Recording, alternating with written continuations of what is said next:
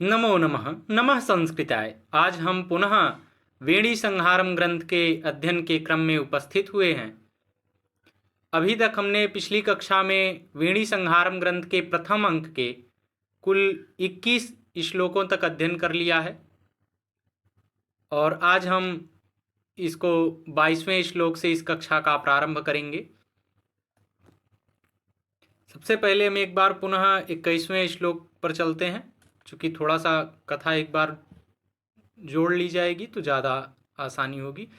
तो इसमें भीमसेन कहते हैं कि चंचद भुज भ्रमित चंड गदाभिघात संचूर्णितो रुयुगलस्य सुयोधनस्य स्यत्याना वनद्धन शोणित शोणपाणि रुक्तन सनिष्यति कचांस्तव देवी भीमः। कहने का तात्पर्य उनके यह था कि हे देवी, चंचल भुजाओं के द्वारा घुमाई गई प्रचंड गदा के प्रहार से भंग हुई दोनों जांघों वाले दुर्योधन के चिकने तथा चिपके हुए घने रुधिर से लाल वर्ण के हाथों वाला यह भीमसेन तुम्हारे बालों को अलंकृत करेगा।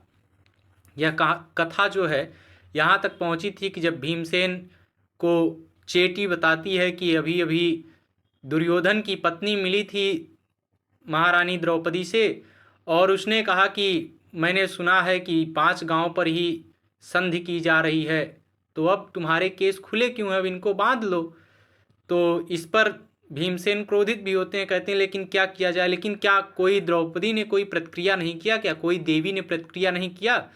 तो चेटी कहती है कि महाराज, उनको प्रतिक्रिया करने की क्या ही आवश्यकता है, जब हम जैसे सेवक उनके साथ में हैं तो उनको क्या आवश्यकता है। तो भीमसेन प्रसन्न भी होते हैं और कहते हैं तो क्या कहा तुमने?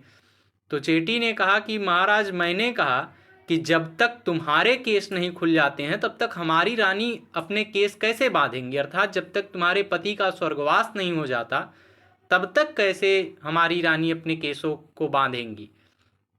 तो इसी पर भीमसेन बहुत प्रसन्न हो जाते हैं और प्रसन्नता में आकर के कहते हैं देवी, अब वो दिन दूर नहीं है जब मैं तुम्हारे केसों को अलंकृत करूँगा।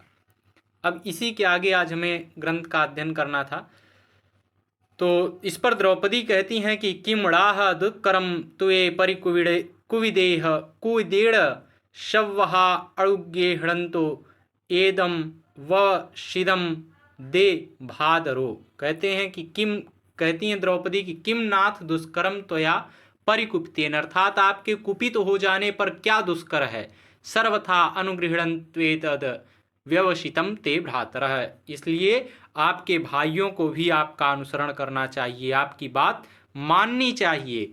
तो सहदेव इस पर कहते हैं कि अनुगृहीत मेतद अस्माभिः, अर्थात मैं क्या है, मैं अब जो है अब देव की बात मानूंगा, यानी मैं बड़े भ्राताश्री की बात को स्वीकारता हूँ, मानता हूँ, यानी आपका कहा हमने स्वीकार कर लिया। अब इसके बाद देखिए, जब स्वीकार कर लेते हैं तो नेपथ्य अर्थात नेपथ्य से पर्दे के पीछे से महान कलकल कोलाहल की आवाज होती है, बहुत कोलाहल होता है। सर्वे सविस्मार कड़यंती, अर्थात सभी विस्मय से सुनने लगते हैं। अब भीमसेन कहते हैं सानंदम, आनंद के साथ कहते हैं आह किम एतत्, कहते हैं कि अरे यह क्या है। अब देखिए यह श्लोक बोलते हैं, यह श्रद्धरा छंद में है।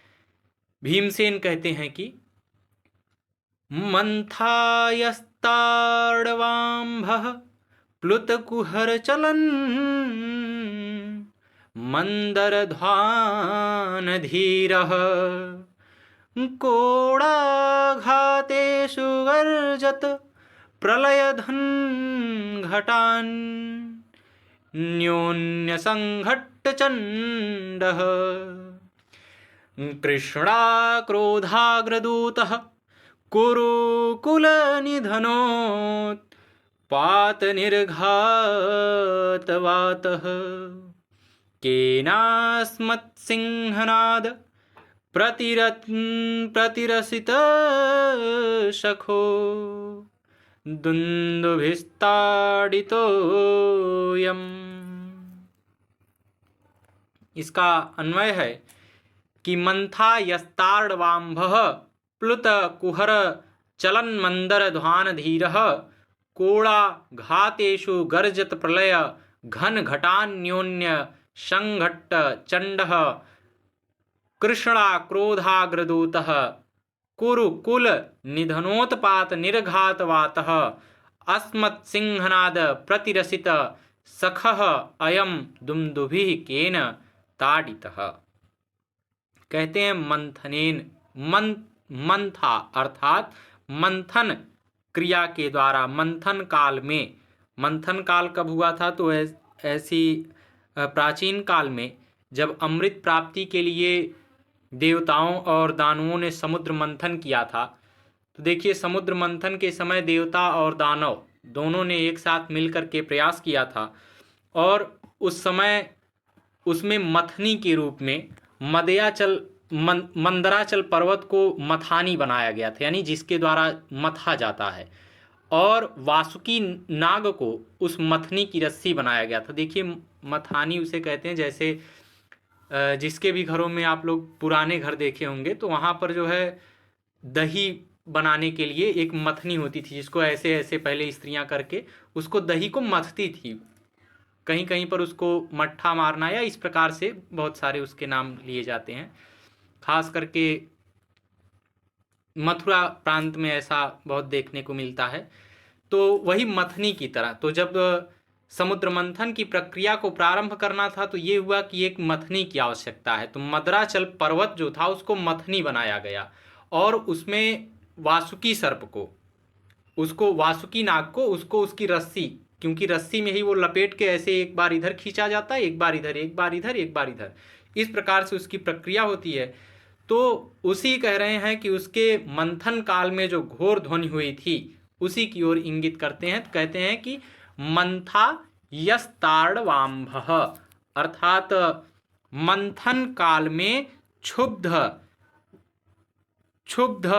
समुद्र वाले से अर्णव, अर्णव अर्थात सिंधु, यदम्भः अर्थात जल से, प्लुतम अर्थात व्याप्त, कुहरम अर्थात छिद्र यानी गड्ढे वाले,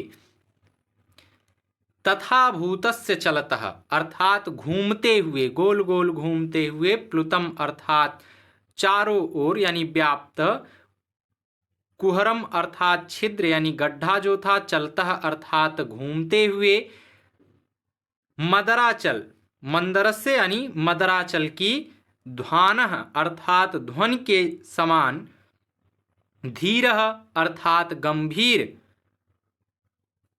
कोड़ाघात, तो कोड़ा घातेषु अर्थात कोड़ा घातों में गर्जन करते हुए, कोड़ा घातेषु गर्जत यानी कोड़ा घात में गर्जन करते हुए। देखिए, कोड़ा घात क्या होता है? तो 1,00,000 डमरू तथा 10,000 नगाड़ों के साथ बजने के जितने जोर का धमाका होता है, यानी इतना तेज 1,00,000 डमरू बजे, 10,000 नगाड़े एक साथ बजें, इतना बजने पर जो शोर होता है, जो शोरगुल होता है, उतनी जोर की चोट करने वाला कोड़ा घात कहलाता है। कोड़े का प्रहार पहले राजा लोग करते थे।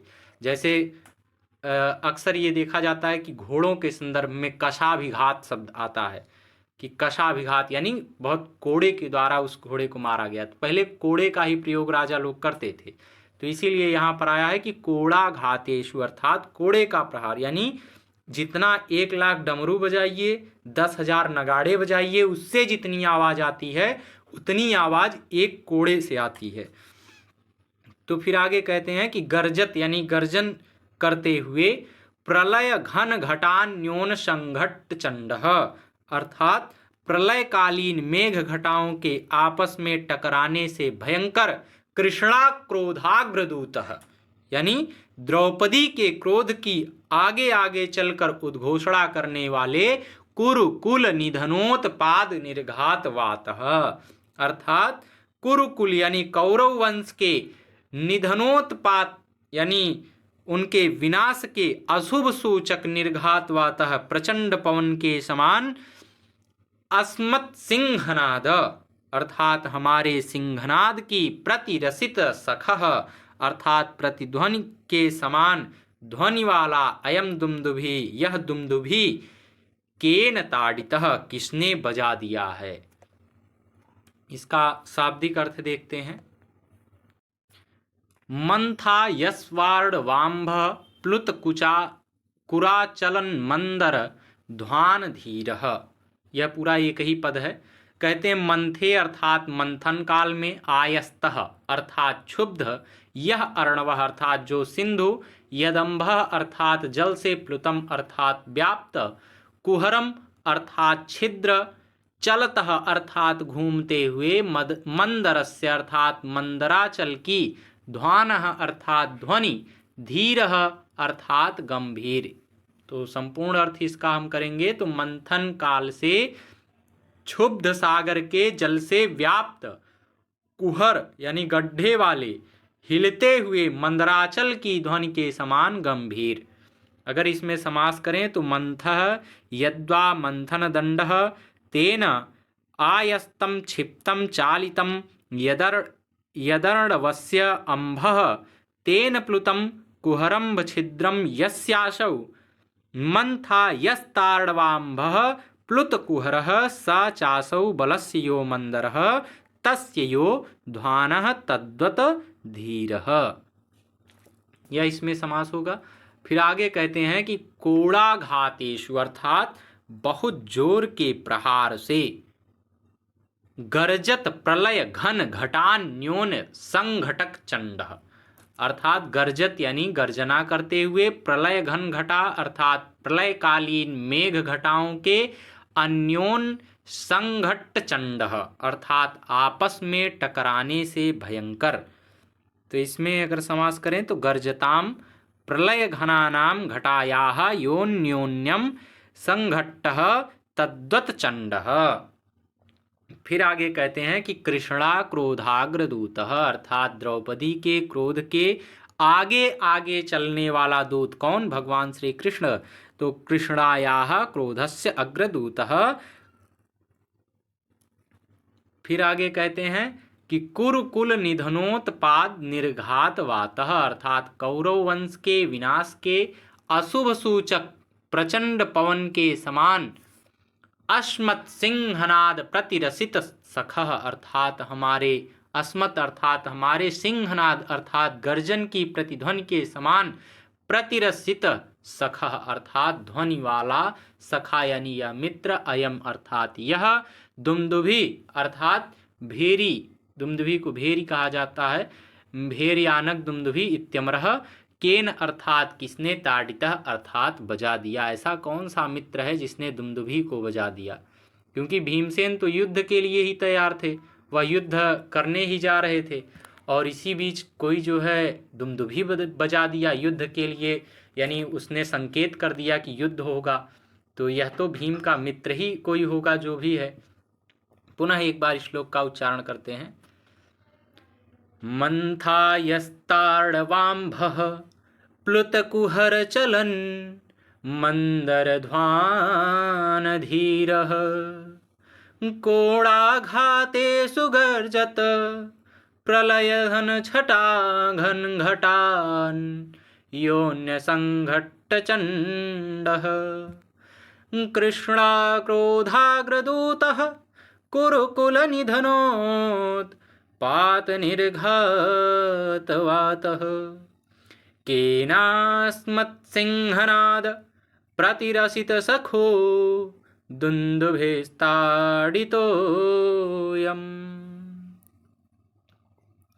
अर्थात भीमसेन कहते हैं कि मंथन काल में क्षुब्ध समुद्र के जल से व्याप्त, कुहर अर्थात गड्ढे वाले घूमते हुए मदराचल की ध्वनि के समान, गंभीर कोड़ाघातों यानी भयंकर प्रहारों में, गर्जन करते हुए प्रलयकालीन मेघ घटाओं के आपस में टकराने से भयंकर, द्रौपदी के क्रोध की आगे आगे चलकर उद्घोषणा करने वाले, कौरव वंश के विनाश के अशुभ सूचक प्रचंड पवन के समान, हमारे सिंहनाद की प्रतिध्वनि के समान ध्वनि वाला यह दुमदुभी किसने बजा दिया? अब भीमसेन जो है इस दुमदुभी को सुन करके बहुत प्रसन्न हो रहे हैं और जानने के लिए उत्सुक हैं कि ऐसा वह कौन सा व्यक्ति है जिसने दुमदुभी को बजा दिया। इसकी टिप्पणी में हम बताएंगे कि इसमें श्रद्धरा छंद है और इसमें उत्प्रेक्षा अलंकार है। अब इसके बाद देखिए, अब इसमें और भी आनंद आपको आएगा, क्योंकि कहते हैं कि प्रविश्य संभ्रांतः, प्रवेश करके और भयभीत होकर के और कोई प्रवेश करता है। कौन प्रवेश करता है? कंचुकी प्रवेश करता है। कंचुकी कहता है कि कुमार एष खलु भगवान वासुदेव, अर्थात हे कुमार, यह तो निश्चित रूप से ही भगवान वासुदेव हैं, यानी भगवान श्री कृष्ण हैं। सर्वे कृतांजलयः समुत्तिष्ठन्ति, सब हाथ जोड़ करके खड़े हो जाते हैं। भीमसेन ससंभ्रमम, घबरा करके कहते हैं, क्वाशौ क्वाशौ भगवान, अर्थात भगवान श्री कृष्ण कहाँ हैं, कहाँ हैं भगवान श्री कृष्ण।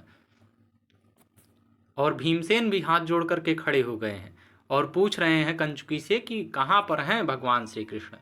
तो अब देखिए, अब कंचुकी बताता है कि कहाँ से आ रहे हैं। कंचुकी कह रहा है कि पांडव पक्षपाता मर्षितेन सुयोधनेन संयमितु मारब्धः। अब कंचुकी कहता है कि कह रहा है कि पांडवों का पक्षपात करने के कारण क्रुद्ध सुयोधन जो है उसने आज भगवान श्री कृष्ण को बांधने का प्रयत्न किया। सर्वे सभ्रमम नाटयन्ति, सभी बहुत भयभीत होने का अभिनय करते हैं, बहुत कांपने का अभिनय करते हैं कि बहुत सब डर गए हैं। अब भीमसेन कहते हैं, किम संयतः, क्या उसने पकड़ लिया? तो कंचुकी कहता है, नहीं नहीं, अर्थात नहीं नहीं, संयमितु मारब्धः, बस उसने पकड़ना प्रारंभ ही किया था। तो भीमसेन कहते हैं, किम कृतम देवेन, अर्थात जब उसने पकड़ना प्रारंभ किया तो भगवान श्री कृष्ण ने क्या किया? तो अब कंचुकी पुनः कहता है ततः स महात्मा दर्शित विश्वरूप तेजः संपात मूर्छित मवधूय कुरु कुल मश्मच्छी वीर सन्निवेश मनुप्राप्तः कुमारवलंबितम द्रष्टुमिच्छति। तो वह कंचुकी जो है वह बताता है, कहता है कि नहीं नहीं, पकड़ना तो प्रारंभ किया था, लेकिन तब तक भीमसेन कहते हैं कि क्या हुआ, भगवान श्री कृष्ण ने क्या किया, वासुदेव ने क्या किया? तो कंचुकी बताता है कि ततः स महात्मा, तब वह महापुरुष दर्शित विश्वरूप तेज, अपने विराट रूप तेज के प्रहार से संपात मूर्छित, यानी समस्त कौरवों को मूर्छित कर दिया। वधूय कुरुकुल मस्मच्छे वीर सन्निवेश मनुप्राप्तः, और उन सब का तिरस्कार करके हमारे शिविर के निकट आ गए हैं। कुमार अविलंबितम द्रष्टुम इच्छति, और आपको देखना चाहते हैं।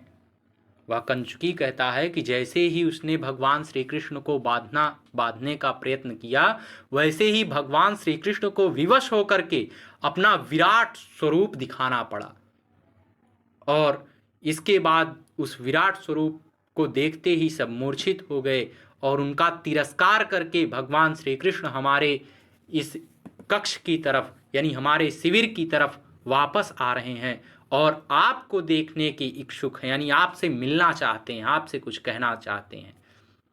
अब भीमसेन तो और प्रसन्न हो जाते हैं, इतने अधिक प्रसन्न हो जाते हैं कि सोपहासम, बहुत उपहास करने लगते हैं उन सभी का, और उपहास के साथ में कहते हैं कि किम नाम दुरात्मा सुयोधनो भगवंतम संयमितु मिक्षति, कहते हैं कि क्या दुष्ट सुयोधन भगवान को बांधना चाहता है। आकाशे दत्त दृष्टि, आकाश की तरफ दृष्टि करके देखते हुए भीमसेन कहते हैं कि आ दुरात्मन कुरुकुल पांसुल एवमति क्रांत मर्यादे त्वयि निमित्त मात्रेण पांडव क्रोधेन भवितव्य। भीमसेन कहते हैं कि आह, अर्थात अरे दुष्ट, दुरात्मा, कुरुकुल पांसुल, अर्थात कुरुकुल में पाप करता, कुरुकुल में पाप करने वाले, एवं अतिक्रांत मर्यादे त्वयि, इस प्रकार मर्यादाहीन तुझ पर निमित्त मात्रेण पांडव क्रोधहीन भवितव्यम, यदि पांडव क्रोध करने में पांडव कारण मात्र ही हो जाएंगे तो पूरा तुम्हारा विनाश जो है वह निश्चित ही है। अर्थात यदि पांडवों में से कोई एक भी कुपित हो गया तो फिर तुम्हारा जो है सर्वनाश निश्चित है, विनाश निश्चित है। अब इस पर सहदेव क्या कहते हैं देखिए। सहदेव कहते हैं, आर्य यानी ज्येष्ठ भ्राताश्री, किमशौ दुरात्मा सुयोधन हत को वासुदेवमपि भगवंतम स्वरूपेण न जानाति। सहदेव कहते हैं, आर्य अर्थात हे ज्येष्ठ भ्राता, क्या यह दुरात्मा सुयोधन भगवान के स्वरूप को भी नहीं जानता है? तो भीमसेन कहते हैं, वत्स अर्थात पुत्र या अनुज, मूढ़ खल वयम दुरात्मा कथम जानात। मूढ़ यह दुरात्मा दुर्योधन कैसे जान पाएगा? पश्य देखो। तो अब इसमें देखिए, अब यह जो श्लोक है, अब इसमें भीमसेन यह बताते हैं कि भगवान को कौन देख सकता है। जिसके भीतर इतनी सामर्थ्य होगी वही भगवान को देख सकता है, यह पापी दुरात्मा थोड़ी ना देख सकता है। तो इस श्लोक का हम उच्चारण करते हैं। यह मंदाक्रांता छंद में है। आत्मा रामा विहितरतयो निर्विकल्पे समाधौ ज्ञानोत्सेका द्विघटिततमो ग्रंथयः सत्वनिष्ठा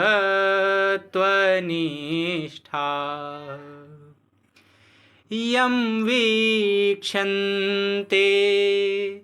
कमपि तमसां ज्योतिषां वा परस्तात् तं मोहान्धः कथमयममुं वेत्तु देवं पुराणम्। इसका अन्वय है कि आत्मा रामः निर्विकल्पे समाधौ विहितरतयः ज्ञानोद्रेकात् विघटित तमो ग्रंथयः सत्वनिष्ठाः तमसां वा ज्योतिषां परस्तात् यं कम अपि वीक्षन्ते तम अमुम पुराणाम देवम मोहांधः अयम कथम वेत्तु।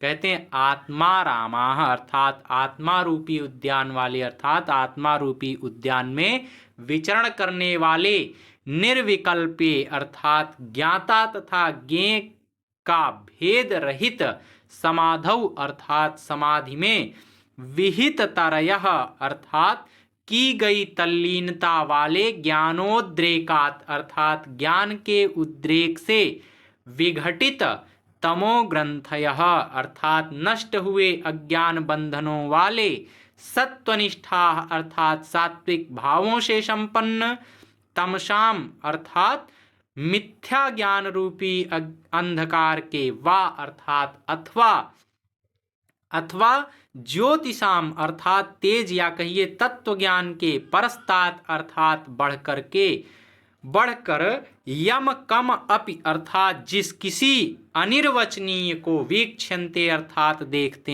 हैं तम अर्थात वैसे अमुम अर्थात उसको पुराणम अर्थात पुराणम देवम अर्थात पुराण पुरुष परमात्मा को मोहांधः अर्थात अज्ञान के कारण मूर्ख यानी मोह के कारण जो यह मूर्ख है अयम अर्थात यह दुर्योधन कथम अर्थात कैसे वेत्तु अर्थात जान सकेगा, कैसे भगवान के विषय में यह जान सकेगा। इसका शाब्दिक अर्थ देखते हैं। कहते हैं आत्मा रामाः अर्थात आत्मा रूपी उद्यान वाले। तो आत्मैवा रामा आत्मैवारा मोव नम एषाम ते अथवा आत्मनि आ समन्ताद् भावेन रमन्त इति। फिर कहते हैं कि आत्मा रूपी उद्यान वाले अथवा आत्मा रूपी उद्यान में विचरण करने वाले निर्विकल्पे अर्थात ज्ञाता तथा ज्ञेय का भेद रहित समाधौ अर्थात समाधि में विहित तरयः अर्थात की गई तल्लीनता वाले ज्ञानोद्रेकात अर्थात ज्ञान के उद्रेक से विघटित तमो ग्रंथयः अर्थात नष्ट हुए अज्ञान के बंधनों वाले सत्वनिष्ठा अर्थात सात्विक भावों से संपन्न तो सत्वगुणालंबनम मुनयः। फिर कहते हैं कि तमशाम अर्थात मिथ्या रूपी अज्ञान के वा अर्थात अथवा ज्योतिषाम अर्थात तेज यानी तत्व ज्ञान के तो तेजसाम तत्व ज्ञानानाम वा परस्तात अर्थात बढ़ करके यम कम अपि अर्थात जिस किसी अनिर्वचनीय को वीक्षन्ते अर्थात देखते हैं यानी पश्यन्त यानी देखते हैं। फिर आगे कहते हैं कि तम अर्थात वैसे अमुम अर्थात उसको पुराणम देवम अर्थात पुराण पुरुष परमात्मा को मोहांध अर्थात ज्ञान के कारण मूर्ख अयम अर्थात यह दुर्योधन कथम अर्थात कैसे वेत्तु अर्थात जान सकेगा। पुनः एक बार श्लोक का उच्चारण करते हैं। आत्मा रामा विहितरतयो निर्विकल्पे समाधौ ज्ञानोत्सेका द्विघटिततमो ग्रंथयः सत्वनिष्ठा यं वीक्षन्ते कमपि तमसां ज्योतिषां वा परस्तात् तं मोहान्धः कथमयममुं वेत्तो देवं पुराणम्। अर्थात भीमसेन कहते हैं कि आत्मा रूपी उपवन में रमण करने वाले निर्विकल्पक समाधि में प्रीति रखने वाले यानी ज्ञाता ज्ञान और ज्ञेय को ना जानने वाली समाधि में प्रीति रखने वाले ज्ञान के बाहुल्य से नष्ट हुई अज्ञान रूपी मोह ग्रंथि वाले सात्विक भावों से युक्त मुनिजन अज्ञान अंधकार अथवा ज्ञान ज्योति के आगे बढ़कर जिस किसी को भी देखते हैं उन पुराण पुरुष परमात्मा को मोहांध यानी मोह से अंधा यह दुर्योधन कैसे समझ पाएगा। अर्थात जिसको बड़े बड़े ज्ञानी संत महात्मा निर्विकल्पक समाधि इत्यादि के द्वारा जानते हैं उनको यह दुष्ट दुर्योधन जो मोह से अंधा हुआ है जो मोह के बंधन में बंधा हुआ है वह उन भगवान श्री कृष्ण के विषय में उन पुराण पुरुष के विषय में परमात्मा के विषय में भला कैसे जान सकता है। अब इस पर भीमसेन और आगे कहते हैं आर्य जयंधर। तो जयंधर देखिए यह युधिष्ठिर का कंचुकी है, युधिष्ठिर के अंतःपुर में रहने वाला है। तो यहाँ पे कंचुकी ना कह करके उसको जयंधर शब्द से संबोधित करते हैं। कहते हैं जयंधर आर्य जयंधर किमि दानीम मध्य वस्यति गुरु। अर्थात कहते हैं कि आर्य जयंधर अब भ्राता जी क्या निश्चय कर रहे हैं, यानी अब आपके महाराज क्या निश्चय कर रहे हैं। कंचुकी कहता है कि स्वयमेव गत्वा महाराजस्या अध्वसितम ज्ञास्यसि कुमारः। कहता है कि कंचुकी कहता है कि अपने आप ही जानकर कुमार महाराज का निश्चय जान लेंगे। इति निष्क्रांतः, यह कह करके निकल जाता है। और पुनः नेपथ्ये कल कलानंतरम, और फिर जो है नेपथ्य से कोलाहल के अनंतर। अब आज फिर जो है यहीं पर हम अपनी इस कक्षा को विश्राम देंगे। पुनः इसमें अब 3-4 श्लोक और बचे हैं प्रथम अंक में, तो कल की कक्षा में हम पूरे प्रथम अंक को ही समाप्त करेंगे। यदि आप सभी का कोई प्रश्न हो तो आप पूछ सकते हैं। और इसी के साथ आज की इस कक्षा को हम यहीं पर विराम देते हैं। नमः संस्कृताय। धन्यवाद।